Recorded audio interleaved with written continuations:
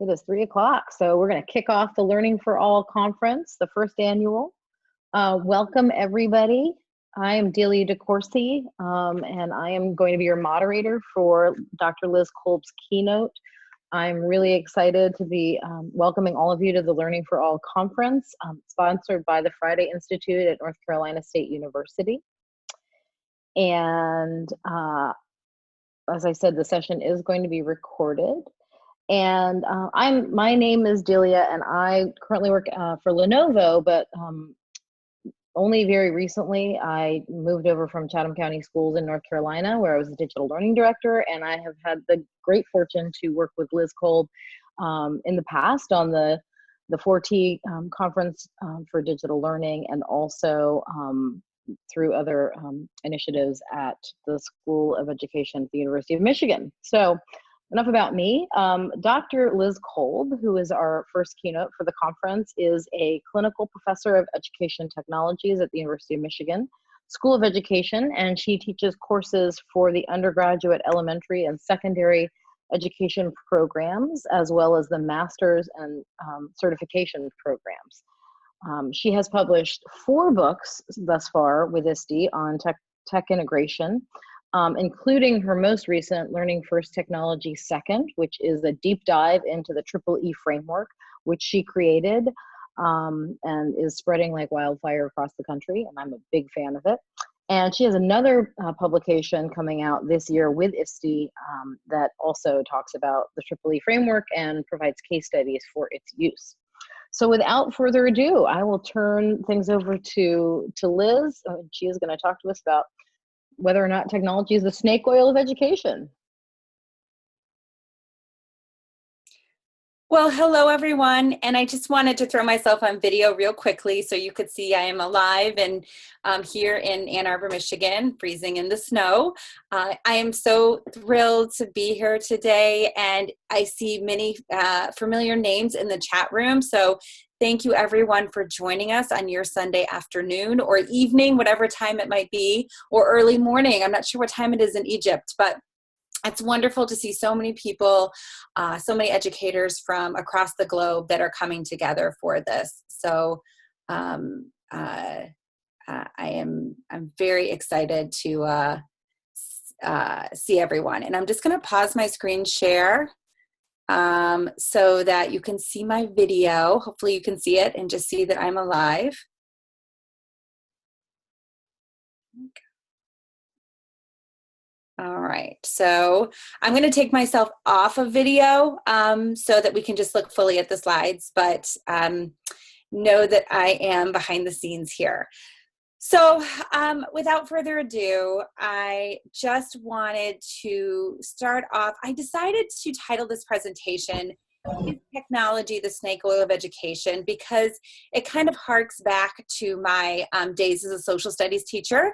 And I saw there are many social studies teachers in the room, and I know elementary teachers teach lots of social studies as well. So hopefully some of this is very relatable that I talk about in the beginning. But one of my favorite things to teach about as a social studies teacher was the Old West.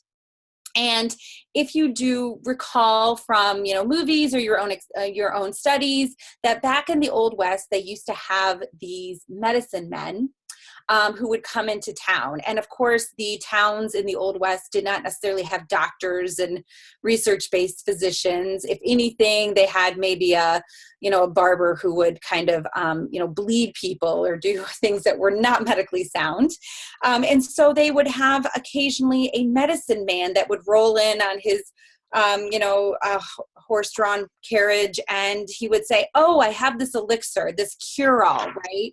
And this cure-all is kind of the snake oil, and it's made of snake oil. And whatever ailment you might have, whether it's a cold or lumps and bumps and the measles or the whooping cough, this will cure all of it. All you have to do is drink it for a couple of weeks and all of your ailments will be gone. And of course, the medicine man would stick around for a week or so. And the medicine was not usually made of snake oil. It was usually made of alcohol, and a lot of it. So the people would just kind of start boozing it up And then he would leave town, and while he was in town, the people would feel great because they're drinking a bunch of alcohol, and all of a sudden, their ailment seems to be gone and it seems to be working. And then once he leaves town a week or so later, their ailment seems to come back, and it wasn't the cure-all that it was expected to be. And I often think of this when we're talking about technology and education. And in technology and education, we tend to throw technology in that category of the cure-all. I think a lot about it with the one-to-one movement that we have going on right now. There's a big push for one-to-one, of course, and they're often with this push is this idea that one-to-one is going to transform learning and learning outcomes in your school. It's going to alleviate all the ills of the classroom, right? It will get rid of the problems of the achievement gap and the homework gap and the issues around poverty or the lack of teacher training or the demands on the teacher. All of these things will disappear and go away if every child just had an iPad or if every child just had a Chromebook. We have a lot of these promises. So I want you to kind of keep this in mind as we're talking today a little bit about these great promises of technology and education. Because what we're going to do is I'm going to kind of go back again on my history training as my training as a historian, and I want to share with you a little history. And this really came because recently I read the book Teaching Machines, which is a wonderful book. It's kind of about the history of computers and teaching and technology. And if anyone is looking for a good overview, it's a great book. But when I was reading the book, I came across this review of Teaching Machines by Aaron Barlow. And Aaron said, people are so enamored with visions of what lies ahead that they forget to learn from what lies behind. And I started to think about this when it came to technology and learning and education, because we've already done a lot of the things that we're claiming are brand new today. We like to say things like, for example, the one-to-one movement is all of a sudden brand new, right? This last, ever since the main one-to-one laptop that started in like 2001, that started and kicked off this idea of one device per person. However, if we start to look back in history, we can see that one-to-one started many, many, many, many years ago.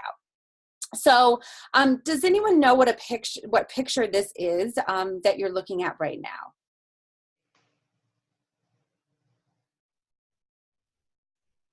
And what is this a picture of? A computer? Yeah, film strips. It kind of looks like film strips, doesn't it? Yes, it looks like the old microfiche, doesn't it? So yeah, I mean, Brooke, absolutely. It's kind of, in a sense, like the first educational computer, in a sense, maybe a little bit. What it is, it's a picture of what was called a teaching machine. And you can look this up on YouTube. It's a fun thing to YouTube, but it was created by B.F. Skinner. So B.F. Skinner created this. He was a education psychologist at Harvard. And in the 1950s, he came up with this concept of one-to-one. He said, every child should have their own kind of learning device or teaching machine, as he called it. And so he created these teaching machines. And the way they worked is that they would see a question and they would answer it. And then it would adapt. If they answered it correct, they would get a more difficult question. And if they answered it incorrect, they would get an easier question. So does that sound a little bit like maybe adaptive software that we have today with Dreamboxes and Lexias and iReadies and all the rest? A little bit, yeah. This was the kind of first the idea of personalized learning and the idea of differentiated learning, that it's adapting to you. And so here we have in the 1950s, B.F. Skinner saying everyone should have a one-to-one device. Everyone should have a teaching machine that personalizes and adapts to them. And I love Russian's question. Yeah, however useful it was, right? And so we have this already started in the 1950s, this idea and this concept that we tend to kind of say is new today. It was definitely not new. And then if we look a few years in the future. This reminds me of my own classroom experience because it was in the 1980s. And the Apple classrooms of tomorrow. Who remembers that? If you're old enough like me, I definitely remember those. And Apple computers came in the 80s and said, we're going to build these classrooms with computers. And they did some long-term research on it. But they also came about saying students should be able to personalize learning. It'll help differentiate. So absolutely, in the 1980s, we had this idea of the one-to-one device happening. And then of course, today, fast forward, we have one-to-one Chromebooks or one-to-one iPads, you name it. We have ideas for one-to-one. Bring your own device one-to-one, however it might come about. So this has been an idea for the last 50 years, we've been seeing one-to-one. So the question becomes, how come every single school and every single classroom doesn't have it? If this is the magic cure, right? If this is the snake oil, if this is the magic cure, and if everyone just had a one-to-one device, we would all, be A++ students. Per se. Well, what we also know is that over time, one-to-one has been researched pretty heavily ever since the 50s and onward, and definitely during the Apple Classrooms of Tomorrow period. And I just pulled the research from the last 4 years because frankly, a lot of it looks the same and a lot of the conclusions look the same. But from the last 4 years, if you look at some of this research, and I just kind of highlighted the conclusions, many of the conclusions that came out of the research and tried to bold them, but you may notice that some of the findings, the positive findings were maybe students enjoyed coming to school more, they were more motivated, they maybe learned some soft skills, right? But the actual learning outcome didn't change. Overwhelmingly, most of the studies that we see with one-to-one say, yeah, the kids liked it, they thought it was fun, but the learning outcomes didn't change. So if they were going to get, a 90% without technology, they're probably going to get a 90% with technology. Or if they're going to know X amount without technology, they're going to know X amount with technology.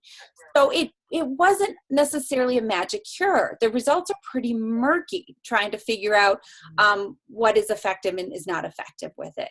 So we need to know this history in order to move forward, right? It doesn't mean we shouldn't use one-to-one, or we should, but it means that we need to learn from the history that we already have started for many, many years with these movements.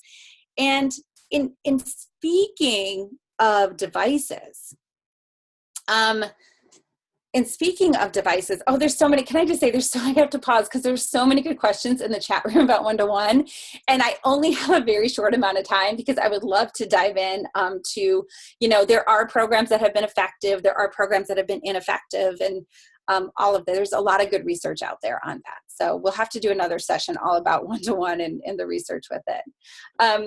But I also want to kind of jump back in history and look at this particular person.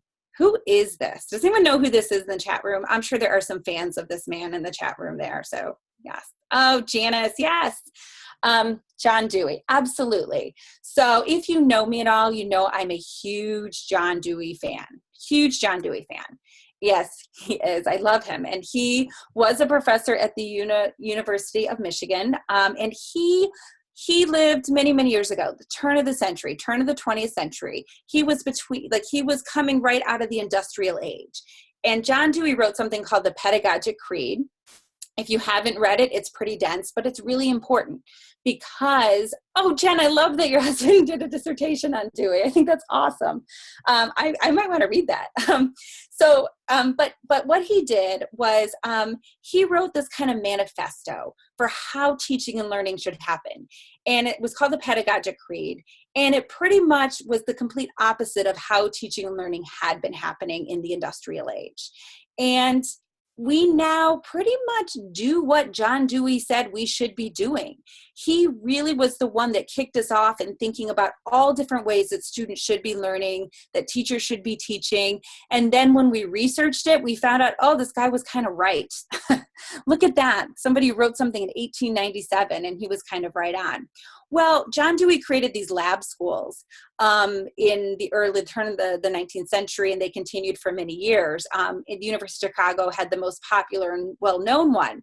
So I want to show you a picture from this lab school. And I want to kind of share why John Dewey is still relevant today, why he's still important. So look at this picture. This is a picture of one of the lab schools, a classroom in it. What does kind of what does the look of this picture maybe remind you of? Does it remind you of anything? Oh, Lisa. Yeah. So I see Lisa saying flexible seating. Yeah, right? Some cooperative learning. Yeah, probably some cooperative learning happening here. So showing learning in different ways. Absolutely. So the first thing that came to my mind was kind of what Lisa said too, but I see a lot of other connections too. A reaction to the industrial model. Yeah, this is definitely not the industrial model of learning. It's not the assembly line model, but flexible seating, absolutely. So I thought about this. I'm like, oh, this looks like flexible seating. Find your comfortable spot, right? And here this was a classroom, you know, in the 1940s is doing flexible seating. Even though we kind of feel like we invented flexible seating in the last decade, here they are in the 1940s doing that. Now let's look here ahead. This is a picture, and it looks a lot like flexible seating again. Now, is this, 2020? No.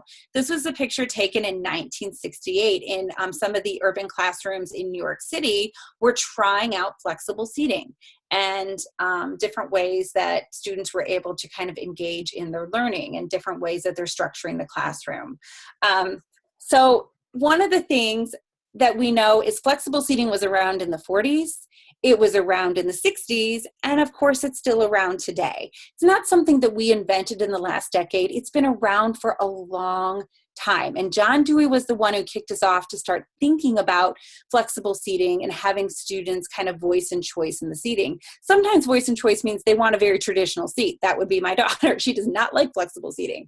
But my son does, and understanding how to do that right. However, when we look at the research and we ask ourselves that question, is flexible seating kind of the snake oil? Well, I think anybody who has flexible seating or has tried it or investigated it knows that it's not the snake oil.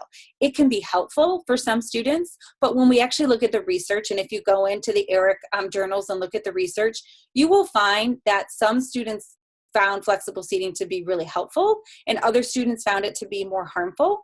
And teachers have all different methods of the ways that they kind of implement flexible seating. So it's not a cure-all, it's not a snake oil, it's a path that could be useful and helpful, but a lot of it comes down to, of course, how the teacher is choosing to implement the voice and choice around the flexible seating and what they're choosing to do with it. But John Dewey came up with that years ago. What else did John Dewey say? Well, he said this famous quote, many of you may have heard it, you may or may not know that John Dewey said it, but he said, education is not a preparation for life. Education is life itself. Now, what do you think that John Dewey might have meant by that?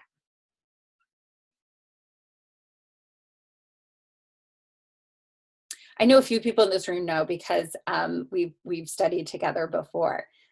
Yeah, lifelong learning, focus on life skills, sure, absolutely. We never stop learning, we're always learning, yes. And one of the things that I think Dewey was saying about this was that, yeah, education, Molly, absolutely. Education is every day. It should be authentic, as Eleni is saying. So we learn from our experience. Right, so John Dewey's saying when students walk outside of the classroom, they should be able to connect what they're learning in the classroom to their real life, right?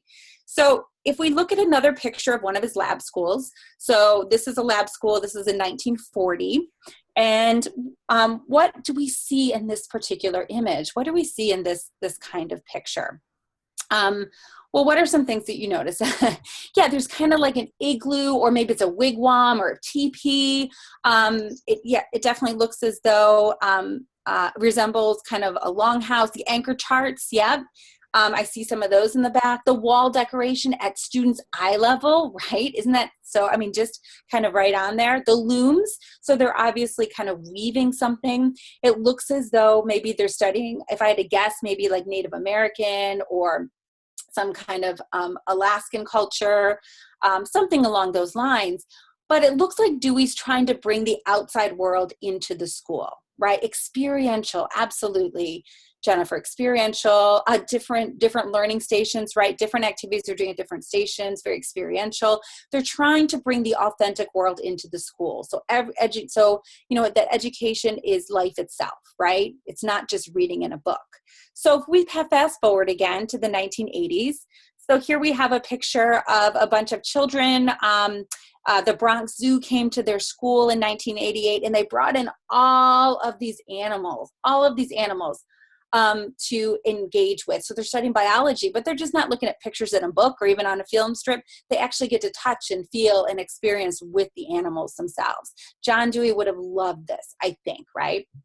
And then, of course, Joyce really pegged this. So now what do?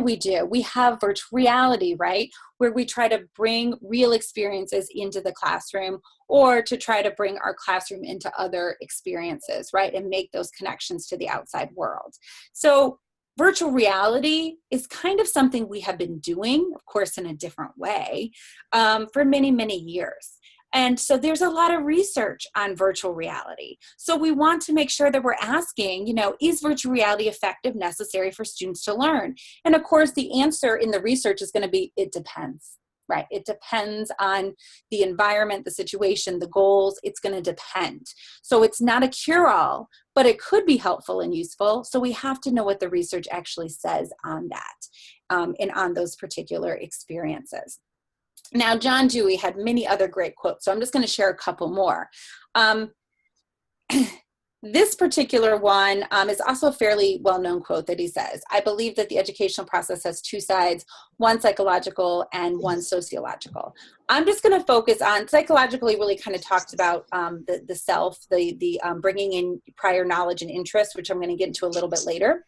But the sociological, he's talking about kind of this idea of yes, learning by doing. Yes, Carol, absolutely with that. But for the social side, he's talking a lot about this idea that we learn through social interactions, that learning is social. And if you've ever read any of my work, I say that all the time, not because I invented that idea. I surely did not. John Dewey talked about that at the turn of the century, and then Piaget and Vygotsky and every single ed psych thinker you can come up with, because the research has proven over and over again that social learning is really important. So when we take a look at social learning with technology, let's look at these two images here.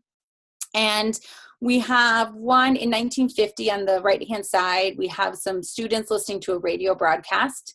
And then on the left-hand side, we have some children using one-to-one computing, kind of our theme right now, in the classroom. Jennifer, I love that thinking. Maybe we should focus on one-to-many. So what are we noticing? What just kind of strikes you when you think about the fact that learning is social?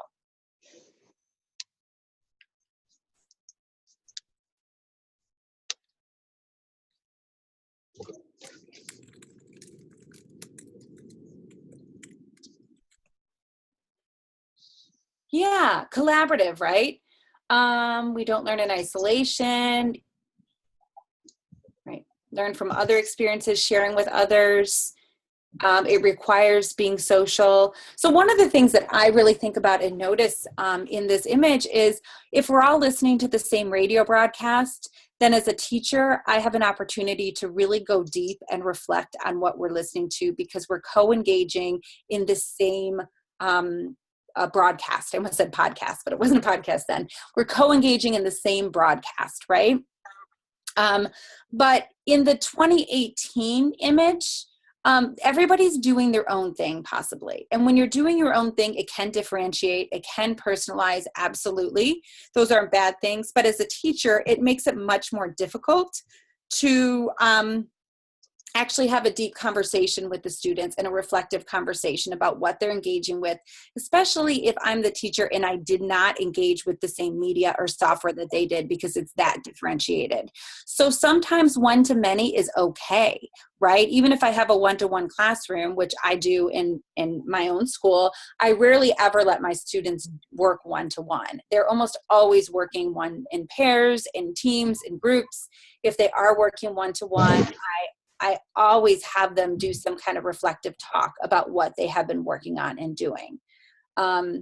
So ultimately, we want to make sure that there is social learning that's happening and it's not completely isolated learning with any tool. Now, another thing that John Dewey taught us and told us is that education is not an affair of telling and being told, but an active and constructive process. And for some reason, this quote always reminds me of Legos. So when I think about that, I think about the fact that when I was a kid, we would get Legos just kind of in a box, like on the left-hand side of the screen. Now, sometimes they would have suggested ideas of like, here's a house you could build or a horse you could make. But in general, it kind of just let your creative juices flow. And as we can see with these children, I don't know exactly what they made. Maybe it's like a boat or a house. I'm not sure what it is, but they kind of just let their creative juices flow. And then on the right-hand side, we have a lot of the Lego sets that we have today, which my kids loved, you know, these kind of friend sets or the Batman sets or whatever they are. And they have these kind of step-by-step guidelines. And I often hear people say, oh, if your child loves Legos, these step-by-step Legos, they're going to be an engineer. Which I think is interesting because I actually think of the right-hand side example where you get the sets is much more that idea of telling and being told, this very sit and get kind of learning where you just follow the example and you do what they say, a very low level of blooms. Whereas on the right-hand side, it's messier, right? And those outcomes, I'm not sure what they are, but to me, that's much more of a truly active, constructive process. So I think that Dewey would actually preface, that he would probably prefer just giving children a box of Legos rather than an absolute step-by-step instructional guide. And of course, there might be some scaffolds in there, but at the same time, thinking about allowing students to still have kind of that constructive play. And then one more John Dewey quote, and then I promise I will stop with John Dewey. But one of the other things that he says is the school life should grow gradually out of the home life, that it should take up and continue with the activities with the child is already familiar in the home. Boom. I think this is so important. What John Dewey is saying is he's really talking about the idea of culture responsive, that we need to be responsive to where the children are living and what they're doing and who they are, and make sure that's part of their classroom experience and not isolated away from it. So that really makes me think about Sesame Street. And what I love about Sesame Street is that the people who researched it, right, the Joan Gans Cooney Center, they made Sesame Street not for the suburban, affluent white child that could go to preschools and kindergartens, but their target audience were the urban minority children that maybe didn't have those same opportunities in the 1960s. So they knew they needed to create a space on television that looked like the spaces of an urban minority child, which meant having a diverse cast, which meant actually being set in an urban setting, using language that would be used in the urban setting. And I think that this is a really good example of Dewey's idea that the home life and the school life should be connected. When I think about it in terms of modern day technology, not just television, I think about Dr. Nicole Pinkert. And I don't know if you're familiar with her work or not. She is this amazing professor at Northwestern. But years ago, she actually earned, I believe, her PhD at the University of Michigan many, many years ago. She really believed in this idea of developing technology that was culture responsive. So she focused on African-American girls in urban spaces. And one of the things she knew that many girls enjoy doing was kind of hand clapping games, right? Say, oh, Playmate, those types of games. And so what she did was she created this literacy learning software based on hand clapping games. And so it's all about learning literacy, but she does it in a way that connects with the students and where they're from. Yes, Lisa's saying like Miss Mary Mac, absolutely, that is part of this software. So, she recognized that you have to bring the cultural pedagogy into the learning space, and technology allowed her to do that very successfully. I wish we had more educational applications that did this type of thing.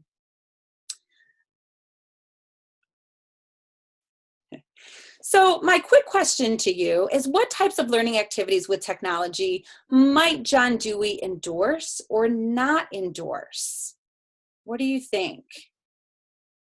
What are some things that we do today that you think John Dewey would love this? He would love that we're doing this, or that he might really question.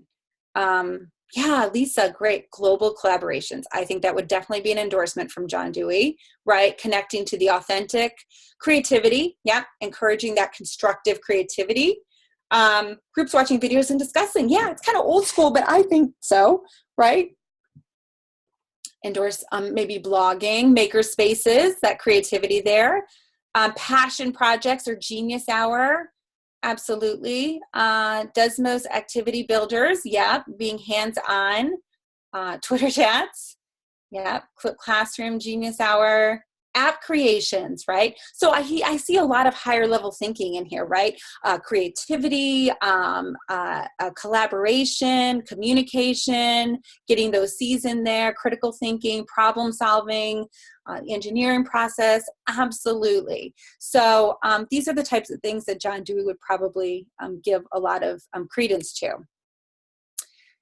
And now we know that there are over 200,000 applications in the education store, which is crazy, right? So what are the best applications for helping students learn? We have over 200,000 of them. It's hard to figure out what are the best ones for actually helping students learn. This is a tough question. And in the chat room, if you have favorite ones, you're welcome to share those. But my question to you is, how do we figure that out? How do we decide what applications to use? And is there such a thing as the best? So do you believe that PowerPoint is a good application for learning? Can just kind of give a yes, no. And I'm just watching the chat room. I see yeses, nos, depends. Yeses, no, depends. A few people giving a little more reasoning in there. Yeses, no, depends. Could be, maybe, maybe not. Not for this type of learning, maybe for a different type of learning. All right, so I would probably have similar answers to you. So what I'm going to ask you to do is to watch this short video clip, and you're going to have to watch it on your own computer because I don't think that we have the bandwidth for me to share it over this. So there's a short video clip here of a teacher using PowerPoint to teach. Her learning goal is story visualization, and her learning goal is story visualization, and it's for 6th grade, and it's using PowerPoint. And I want you to think about how this teacher is using PowerPoint. And let's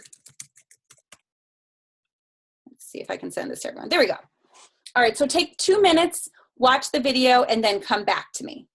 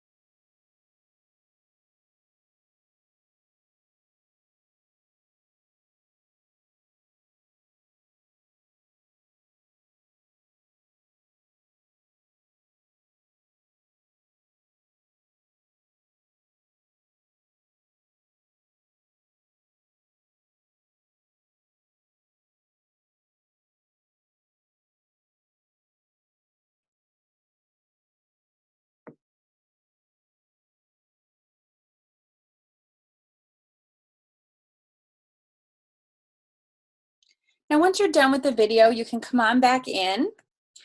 And if you weren't able to figure it out, I apologize. Hopefully you'll be able to get the link in the chat, in the chat room for the recording.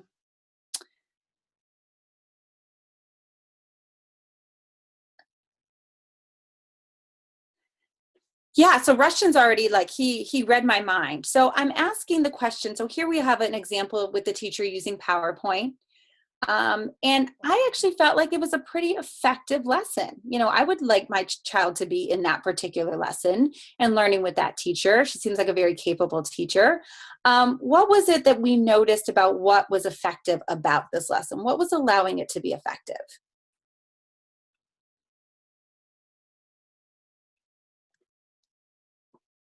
Oh, Lisa, yeah, right? It wasn't just PowerPoint, it was the tool, right? Russian's kind of saying the same thing. I'm seeing the teacher support. Students were allowed to turn and talk. Yes, absolutely. The visualization tool. I'm sorry if you couldn't access it. I apologize. Personalizing the lesson, right? She really did personalize it. It was paired with high quality instruction. Oh my gosh, yes, right? So what we're noticing, and I think what we're seeing is really this idea that it's not so much the tool, right? It wasn't so much the tool. It was the fact that there was a lot of high quality instruction, right? The technology enhanced the discussion, it enhanced the lesson, but the teacher created all of these great structures around it. It wasn't that she just flashed a PowerPoint presentation. That would not have been great. It was the way that she instructed it, right? And put those methods around it. And if you read 100 pieces of research on ed technology, I can almost guarantee that almost every single one of them will say the tool was effective or the tool wasn't effective. Sometimes it's the same tool, but the thing that was effective in all of them was that the teacher put instructional methods around the technology for the students to learn. And it really comes down to those instructional strategies that are used in conjunction with the tool more than the tool itself. Sometimes there are tools that have better pedagogy built into it, and sometimes there are tools that don't, but ultimately it comes down to the teacher having strong pedagogy, right? You can, the teacher needs to be able to do that. So we really want to get away from this idea that there are good and bad applications for learning. I hear it a lot, the 10 best for this or the 10 best for that. And that's fine, except we want to be careful that sometimes an application that's labeled as bad, which I think PowerPoint sometimes gets a bad rap, can actually be a really effective application. And bad or good is really determined by the instructional strategies used in conjunction with the application and not by the tool itself, right? So it's important to really think about it. It goes beyond the tool. And this is really important because of the fact that a lot of educational applications make big promises, right? If you go to their websites, if you talk to the vendors, they will make big promises, and that's their job, and they're supposed to do that. And they have a lot of research that they've conducted to support their promises. But we need to keep in mind that it's not always the most valid and reliable research. And so we have to do our due diligence as teachers and know that our instructional methods are going to matter and our demographics are going to matter. And just to kind of share a little bit further, the Joan Gans Cooney Center, who's like Sesame Street pretty much, a few years ago, they conducted this report to look at the 100 best early literacy applications, or the 100 top early literacy applications that were downloaded in the Ed App Store. And they found that no more than 36% of them actually had an educational literacy expert helping with the development of the tool, meaning that a lot of these tools are not made by experts in education or in that particular field of education. So we want to be critical consumers. The other thing that the Joan Gans Cooney Center report learned was that almost no applications actually have valid and reliable research associated with it.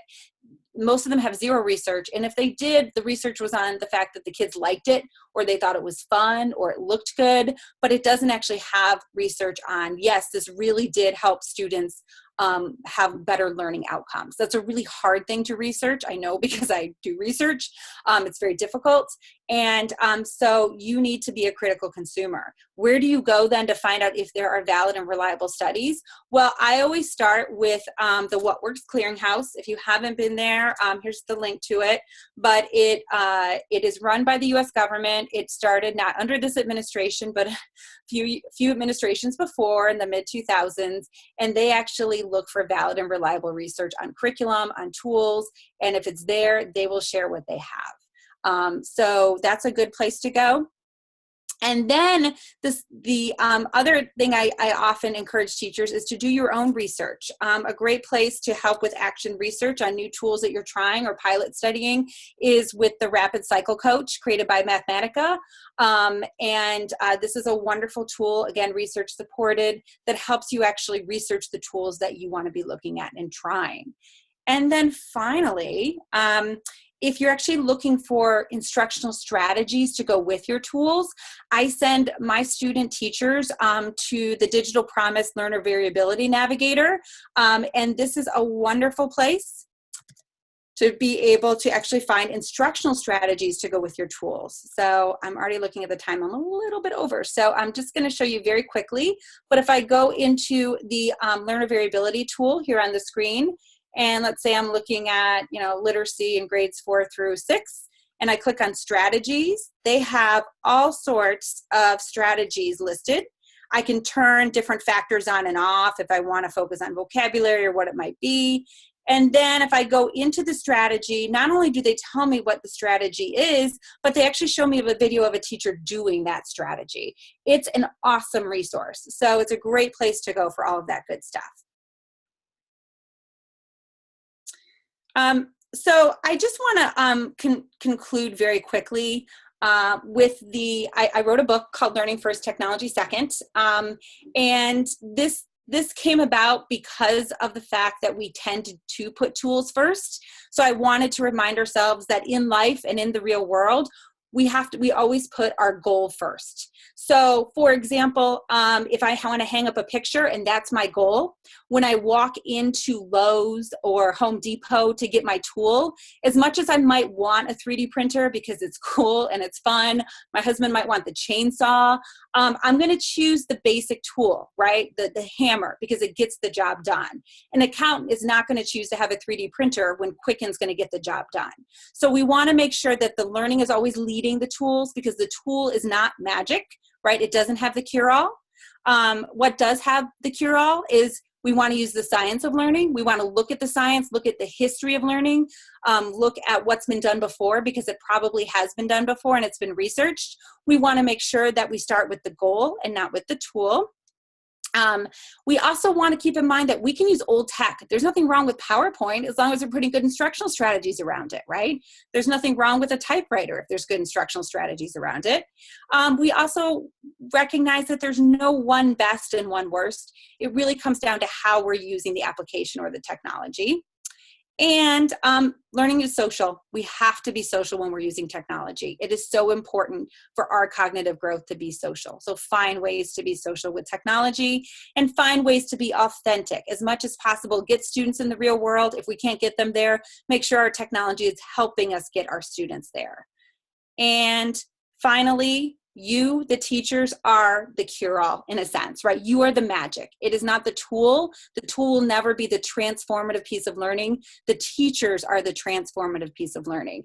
And you will never be replaced by technology, because technology is just a tool. It is the teachers that redefine, that transform, that really are the change makers. So go out and do what you do best, and that is going to lead and guide the technology choices that you make. And I am a couple minutes over. I apologize. And I will stick around in the chat room for any questions and comments. I feel like I missed a ton.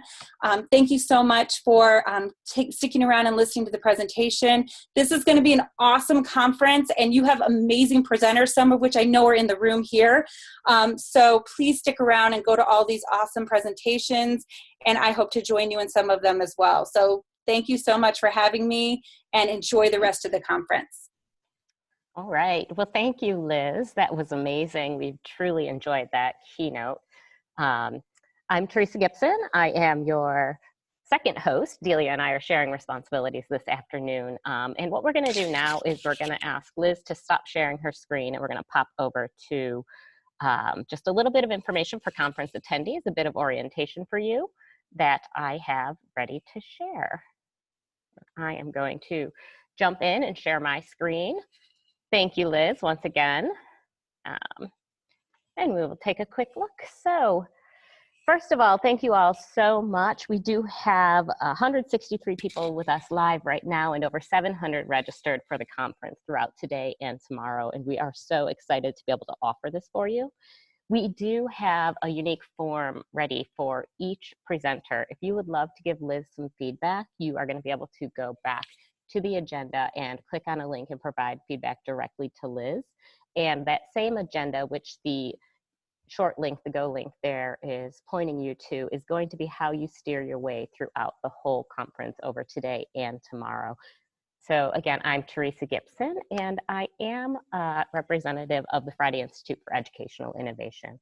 And because we do have an international audience, I just want to do a couple minutes talking about what is the Friday Institute and why we're hosting this conference. The Friday Institute is a K-12 outreach arm that is housed in the College of Education at North Carolina State University.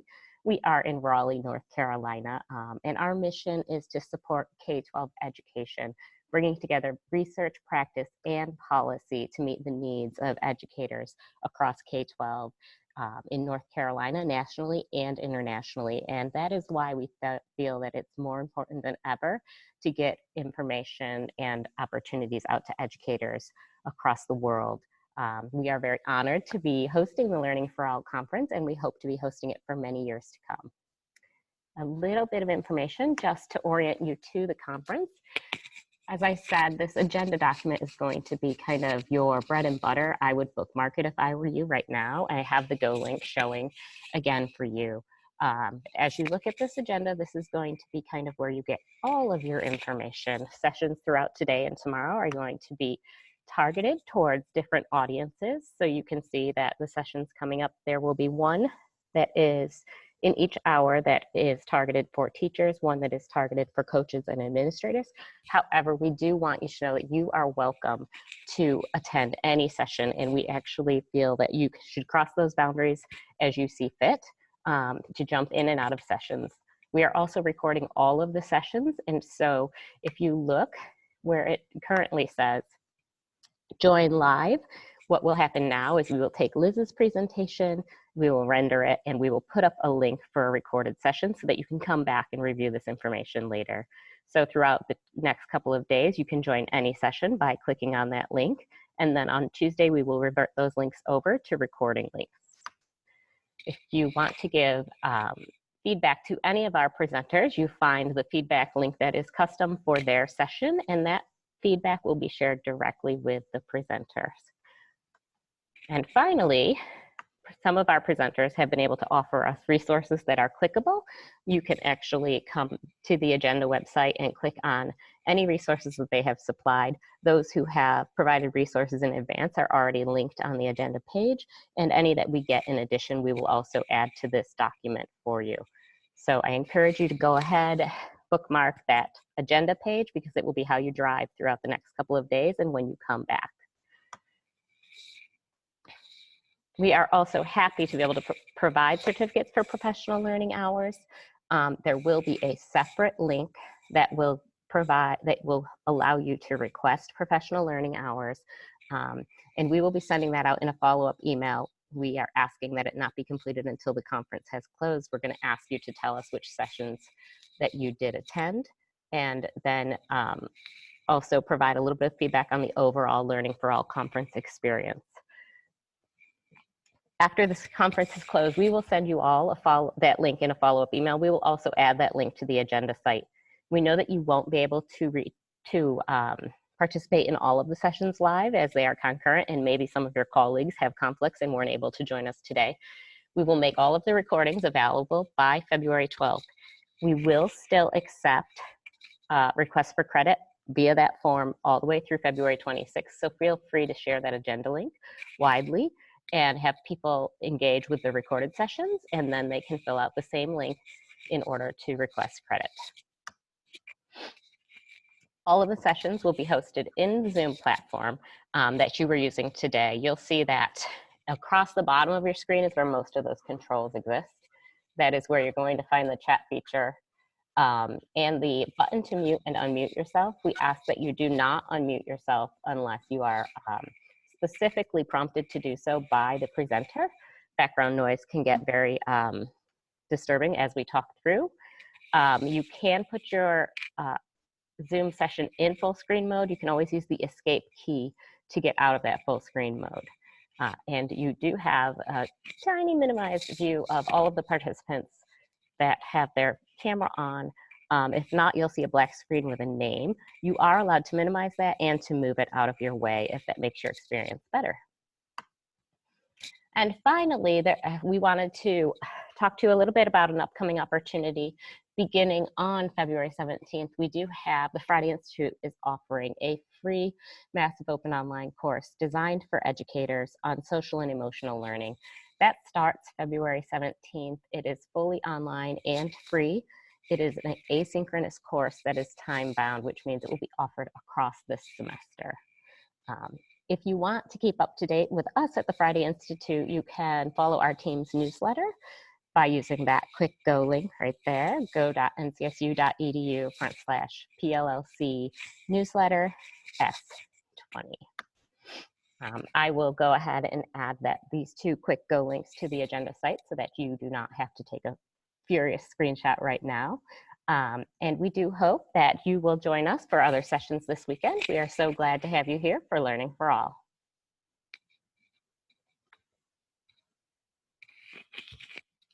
Thank you all.